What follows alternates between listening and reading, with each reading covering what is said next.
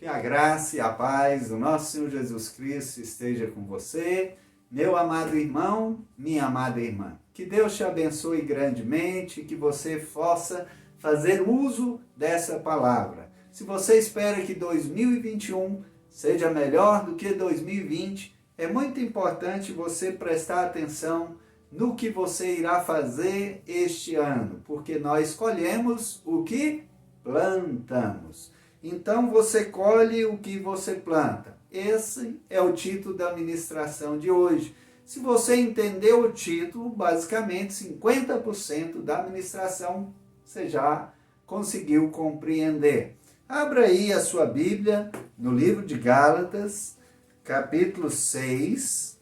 Gálatas, capítulo 6. E nós vamos ler aqui o versículo 8. Gálatas, você vai passar os 4 evangelhos, Mateus, Marcos, Lucas e João, Atos dos Apóstolos, 1 Coríntios, 2 Coríntios, encontrou ali o livro de Gálatas, capítulo 6, versículo 8. Gálatas, capítulo 6, versículo 8. Quem semeia para a carne, da carne colherá destruição. Quem semeia para o Espírito, do Espírito colherá a vida eterna. Abaixe a sua cabeça nesse instante, feche seus olhos. Senhor, nós te agradecemos por tudo e nós te agradecemos por essa oportunidade. Oportunidade de podermos ouvir a sua palavra. Que o Senhor possa tomar a nossa mente cativa a ti, que o Senhor possa nos ajudar, Senhor, a encontrar os caminhos corretos para praticar a sua palavra. Que nós possamos, Senhor, plantar algo bom para colhermos algo melhor. Que o Senhor nos ajude, que o Senhor tome, Senhor, a direção da nossa vida. É o que nós te pedimos, em nome de Jesus. Amém! Uma forte salva de palmas ao Senhor. Deus é bom. O tempo todo, Deus é bom. Gálatas capítulo 6, versículo 8. Quem semeia para a sua carne, da carne colherá destruição. Semear para a carne é semear para os seus próprios desejos, suas próprias vontades, e não se preocupar com as vontades de Deus para a sua vida. Quem semeia para o Espírito, Espírito com letra maiúscula, está falando de Deus, do Espírito colherá a vida eterna. Se você semeia para Deus, Deus vai te recompensar com a vida eterna. Como é que semeamos para Deus? Dedicando o nosso tempo ao Senhor, consagrando tudo o que fazemos a Ele, tirando mais tempo para ter comunhão com o seu Espírito, para a oração, para a leitura da sua palavra, para ir à igreja, para fazer da sua casa um lugar onde o Senhor possa habitar, fazer um culto no lar, ministrar a palavra de Deus para os seus familiares e praticar a palavra. Essa é a parte mais importante. No versículo 7 diz assim: não se deixe enganar, de Deus não se zomba, pois o que o homem semear, isso também colherá. E aí, no versículo 9 diz assim: não nos cansemos de fazer o bem, pois no tempo próprio colheremos, se não desanimarmos. Versículo 10, portanto, enquanto temos oportunidade, façamos o bem a todos, especialmente aos da família da fé. Eu costumo dizer que o que nós temos hoje é uma oportunidade. Hoje você tem uma oportunidade de fazer algo diferente na sua vida. Você tem uma oportunidade de fazer algo que possa marcar a sua história. E aqui diz, para fazer o bem, principalmente aos da família da fé. E para ilustrar isso, eu gostaria de te convidar a abrir a sua Bíblia no livro de 2 Reis, capítulo 4, e aqui tem uma história bastante conhecida, 2 Reis, Antigo Testamento, capítulo 4, essa história fala sobre a Sunamita, uma mulher de Sunem, e um profeta do Senhor chamado Eliseu. 2 Reis, capítulo 4, versículo 8, diz assim: certo dia, Eliseu foi a Sunem, onde uma mulher rica insistiu que ele fosse tomar uma refeição em sua casa. Depois disso, sempre que passava por ali, ele parava para uma refeição. Então, o que aconteceu? Essa mulher semeou no reino dos céus, semeou aos da família da fé, quando ela observou que um profeta sempre passava próximo à sua casa. Ela o convidou para uma refeição junto com o seu marido, e depois dessa primeira refeição, sempre que esse profeta passava por ali, ele visitava a sua casa e ali fazia uma refeição junto com eles. Essa foi uma boa ação, essa foi uma semeadura, e essa mulher ia colher, mas ela fez algo mais. Quando ela começou a observar que o profeta sempre ia em sua casa, quando passava por ali, ela disse ao seu marido: que tal se nós fizéssemos aqui no pavimento superior um quartinho? Nesse quartinho a gente colocasse uma cama, uma mesinha, para que o profeta, quando passasse por aqui, para que o homem de Deus, quando passasse por aqui, ele tivesse um local para que ele pudesse descansar. E assim o fizeram.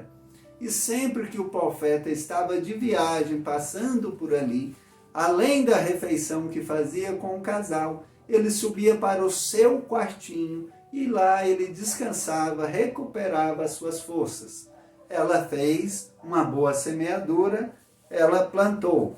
Acontece que Eliseu, então, gostaria de retribuir. Nos versículos seguintes, nós percebemos que a mulher sunamita não tinha nenhum desejo, não pediu nada ao profeta, e o profeta, então, sem saber o que poderia fazer por ela, chamou o seu auxiliar, que sempre estava junto com ele, Geazi, e perguntou o que ele poderia fazer para aquela mulher, de uma vez que ela não fez nenhum pedido, e ele perguntou, e ela também não quis manifestar nenhum desejo, nenhuma intervenção ao Deus ou às autoridades locais. Geazi, então, chamou a atenção do profeta que eles não tinham filhos, que nem ela e nem o seu marido tinham filhos, e eles já estavam com uma certa idade. Portanto, então, o profeta manda chamar a sunamita. Quando ela chega à porta do seu quarto, ele diz que ela teria um filho. Ela se assusta e pede para o homem de Deus não a enganar, porque ela não queria alimentar falsas esperanças. Mas conforme a palavra do profeta, depois a mulher engravidou e teve um filho. Glória a Deus, Deus é bom o tempo todo Deus é bom. Então ali ela plantou, ela fez uma boa ação para alguém da família da fé. Acontece que a história dessa mulher agora vai continuar. Certo dia aconteceu algo estranho. 2 Reis, capítulo 4, confere aí comigo, versículo 18. O menino cresceu e certo dia foi encontrar-se com seu pai, que estava com os ceifeiros. De repente, ele começou a chamar o pai, gritando: ai, minha cabeça! Ai, minha cabeça! O pai disse a um servo: leve-o para a mãe dele. Versículo 20. O servo o pegou e o levou à mãe. O menino ficou no colo dela até o meio-dia e morreu. Aqui, então, nós nos deparamos com uma situação que quando nós achamos que está tudo bem, que nenhum mal pode vir nos acontecer, vem uma calamidade, vem uma situação difícil e retira a nossa alegria. A alegria da sunamita e do seu marido foram retiradas, o menino morreu, mas a sunamita se lembrou do profeta do homem de Deus. Ela não mandou chamar o seu marido para dizer que o menino tinha morrido. Ela não disse aos servos o que tinha acontecido. Ela pegou aquela criança e ela subiu até o andar superior, ao quarto do profeta, colocou aquela criança morta ali na cama do profeta, fechou a porta atrás de si e partiu a caminho do profeta. Avisou o seu marido que estava indo procurar o profeta. O seu marido enviou um servo com ela e os dois foram até a cidade onde o profeta se encontrava sem parar, sem descansar. Ao vê-la, o profeta imediatamente foi com ela até a sua casa, sem saber o que tinha acontecido, porque ela não quis contar antecipadamente. Mas assim que ela ouviu, assim que ela avistou o profeta, eu corrijo aqui. Quando o profeta a viu de longe, ele não sabia o que estava acontecendo. E Deus não o revelou, mas ele percebeu que ela estava em uma angústia muito grande. E quando ela se aproximou do profeta, ela contou o que havia acontecido e ainda disse que não era para ele ter iludido ela não pediu a criança, mas agora a criança estava morta. O profeta foi com ela e agora o profeta vai orar a Deus para poder abençoar aquela mulher novamente. Então nós podemos ver aqui no capítulo de 2 Reis, capítulo 4, versículo 32 e 33. Quando Eliseu chegou à casa, lá estava o menino morto, estendido na cama. Ele entrou, fechou a porta e orou ao Senhor. Versículo 36 e 37. Eliseu chamou Geazi e o mandou chamar a sunamita. E ele obedeceu. Quando ela chegou, Eliseu disse: pegue seu filho. Ela entrou, prostrou a seus pés, curvando-se até o chão. Então pegou o filho e saiu. Para a honra e glória do Senhor Jesus, para a honra e glória de Deus, aquela criança agora foi ressuscitada e novamente a alegria reinava naquele lugar. E Deus foi glorificado porque ressuscitou alguém que estava morto. Amém, meu querido? Nós estamos vendo aqui que quem planta, colhe. A sunamita fez uma boa ação e agora colhia pela sua boa ação. Além de ter um filho, que era o seu sonho, agora ela tinha um filho e glorificava mais a Deus porque ele tinha morrido e tinha ressuscitado. Pode ser que em algum momento nós pensamos que nada de ruim possa vir a acontecer, mas Deus tinha um propósito. E esse propósito na vida da sunamita ainda não tinha terminado. Deus ainda estava fazendo a sua obra. Portanto, confere aqui comigo agora, no livro de 2 Reis, capítulo 8, nós vamos ver que o país vai entrar em uma situação difícil e o profeta vai avisar aquela mulher e a sua família que eles deveriam tomar algumas precauções. 2 Reis, capítulo 8, versículo 1. 2 Reis, capítulo 8, versículo 1. Eliseu tinha prevenido a mãe do menino que ele havia ressuscitado.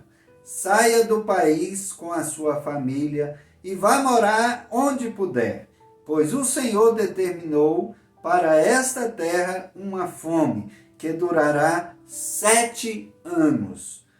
A mulher seguiu o conselho do homem de Deus, partiu com sua família e passou 7 anos na terra dos filisteus. Aqui então Deus ia punir o povo de Israel pelos seus pecados. A terra iria passar 7 anos de fome. O profeta vai, avisa aquela mulher para pegar a sua família e ir para onde ela puder. Então ela vai, muda-se dali. Durante 7 anos ela vai viver na terra dos filisteus, em um país vizinho a Israel, até que a fome naquele lugar cessasse, conforme a palavra do homem de Deus. Quem planta, colhe. O que se espera então? Se espera que, quando há 7 anos se passasse, ela poderia voltar para a sua casa, para os seus bens e voltar ao seu país natal. 2 Reis, capítulo 8, versículo 3. Deus trabalha sobre a vida daqueles que nele confiam. Você confia em Deus? Então deve confiar nos seus profetas, deve confiar na sua palavra. Versículo 3. Ao final dos 7 anos, ela voltou a Israel e fez um apelo ao rei para readquirir a sua casa e a sua propriedade. Ou seja, ao final dos 7 anos, aquela mulher volta com a sua família, mas a sua casa estava em posse de outra pessoa. Pode ser que alguém invadiu, alguém viu ali 7 anos aquela casa vazia, aquela terra toda sem cuidados, ou pode ser que o próprio rei pegou aquela terra, porque como não tinha ninguém lá, e tomou posse dela. Essa mulher, então, chegando ao final dos 7 anos, chega em sua casa, chega em sua fazenda, vê as suas terras tomadas e vai procurar o rei para, com um pedido especial, readquirir sua casa e sua propriedade. Na verdade, a colheita dessa mulher vai chegar agora. Lembra que ela teve uma boa atitude com o profeta? Que ela primeiro ofereceu uma refeição e depois ele passou ali, sempre que estava passando por ali, fazer uma refeição com eles. Ela então pensou que além de oferecer o alimento, poderia oferecer um cantinho para ele descansar. Construíram um quartinho e ali então aquele homem descansava das suas viagens. Acontece que, lembra que o auxiliar do profeta chamava Geazi, e foi o auxiliar do profeta que observou que ela não tinha filhos, foi o auxiliar do profeta que disse ao profeta que ela e o marido não tinham filhos, e ali então Eliseu orou e abençoou e eles tiveram filho. Depois o filho morreu, Eliseu orou e o menino ressuscitou. Depois iria haver uma fase difícil para o país e Eliseu avisou aquela mulher para sair do país durante 7 anos, enquanto Deus iria punir Israel, a nação de Israel, com uma fome tremenda. Portanto, agora ela volta e a sua casa estava em posse de outras pessoas. Ela procura o rei para readquirir a sua casa e a sua propriedade. Versículo 4. O rei estava conversando com Geazi, servo do homem de Deus, e disse: conte-me todos os prodígios que Eliseu tem feito. Versículo 5.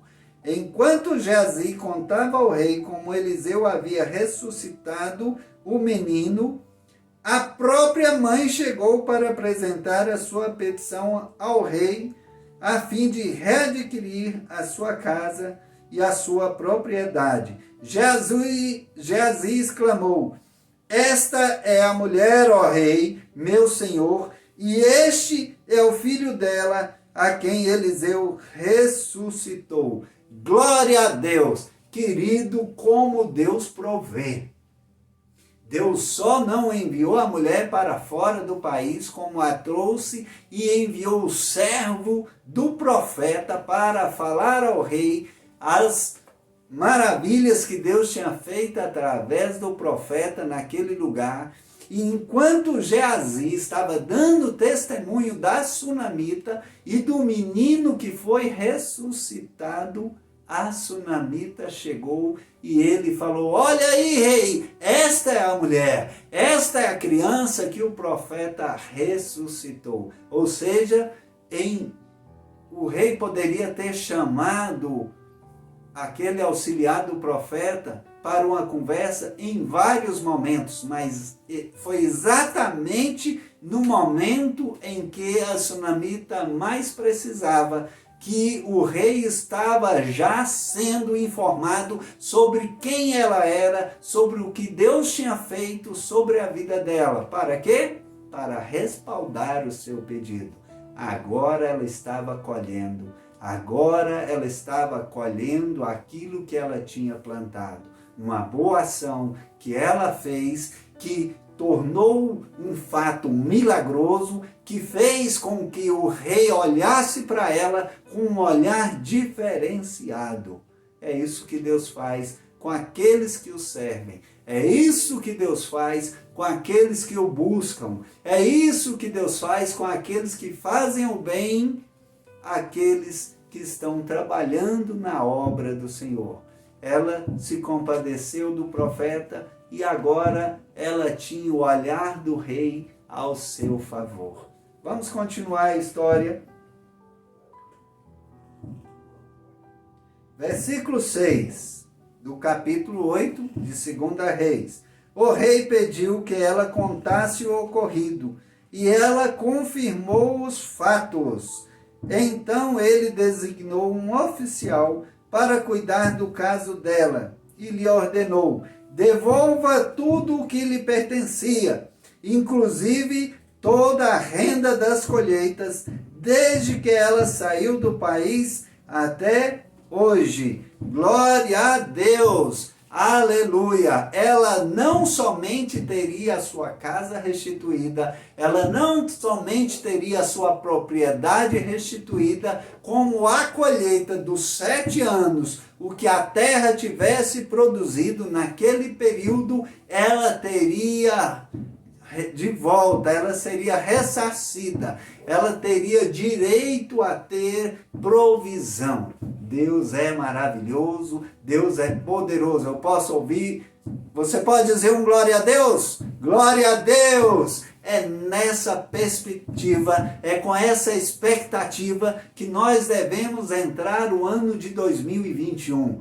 fazendo o bem, cuidando da obra do Senhor, plantando a nossa semente em um solo fértil no reino dos céus. E o Senhor, com certeza, irá retribuir esse favor e nós teremos a nossa colheita. A sunamita aqui teve uma colheita de algo maravilhoso.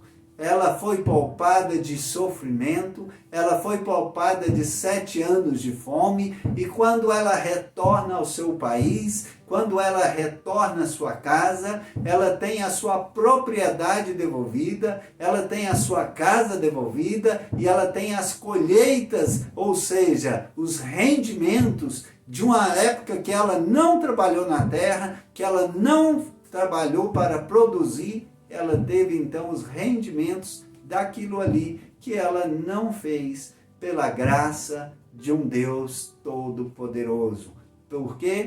Porque ela agiu de boa fé. Por quê? Porque ela foi honesta, porque ela teve um coração aberto para a obra do Senhor, para com o profeta do Senhor, para com o homem de Deus. E Deus então já tinha preparado que no futuro, um futuro bem à frente daquele tempo onde ela praticou aquela boa ação, ela iria ter uma recompensa maravilhosa. Deus é bom o tempo todo, Deus é bom.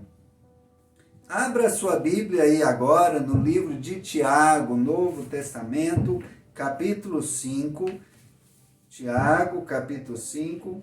Hebreus é um livro bastante conhecido. Se você achar o livro de Hebreus, você passa um pouquinho e acha aí o livro de Tiago, capítulo 5. Tiago, capítulo 5, versículo 7 em diante. Versículo 7. Portanto, irmãos, sejam pacientes até a vinda do Senhor.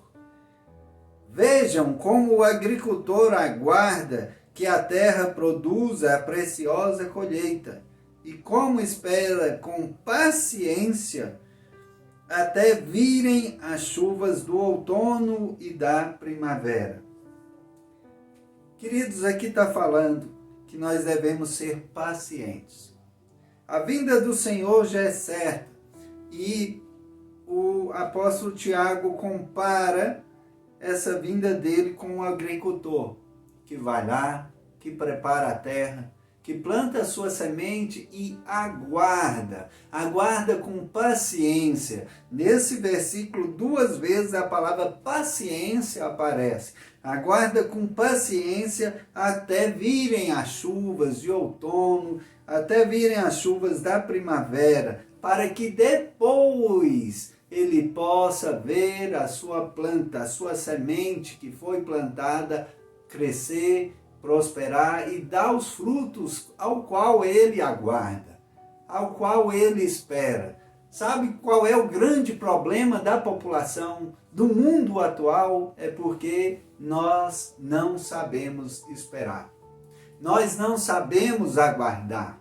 Nós somos ansiosos e queremos tudo ali na hora. Nós queremos colher antes de plantar. Nós queremos a vida eterna, mas não podemos esperar. Nós queremos ir para o céu, mas não podemos semear no reino dos céus. Nós queremos aproveitar agora. Nós queremos tudo de bom agora. Nós achamos que temos que fazer tudo o mais rápido possível e acabamos perdendo o melhor de Deus durante esse percurso. Muitas vezes nos afastamos dos propósitos de Deus para nossas vidas, querendo aqui na terra ter mais bens, mais dinheiro, mais conquistas, uma casa melhor, um carro melhor, um trabalho melhor, mais bens, mais propriedades, e nessa busca esquecemos do essencial para a nossa vida, que é alimentar o nosso espírito. Aquele que semeia para a carne colherá destruição,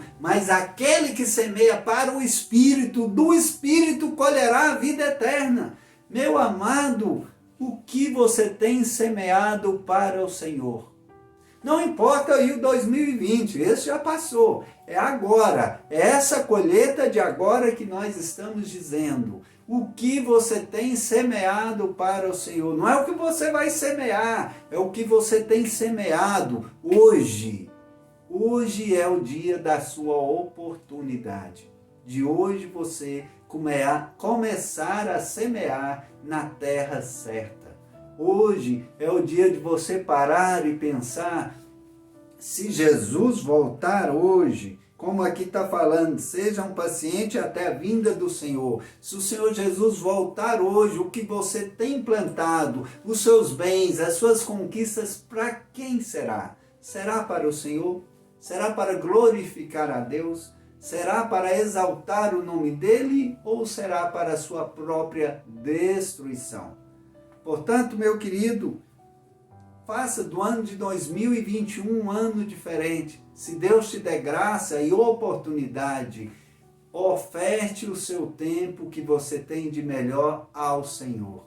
Glorifique a Deus com as suas ações. Faça como a sunamita, comece a pensar o que você pode fazer por Deus, o que você pode fazer pelo seu próximo, como você pode levar a eles uma mensagem que possa mudar, transformar a vida deles, assim como o profeta mudou a vida dela. Dar testemunho da verdade.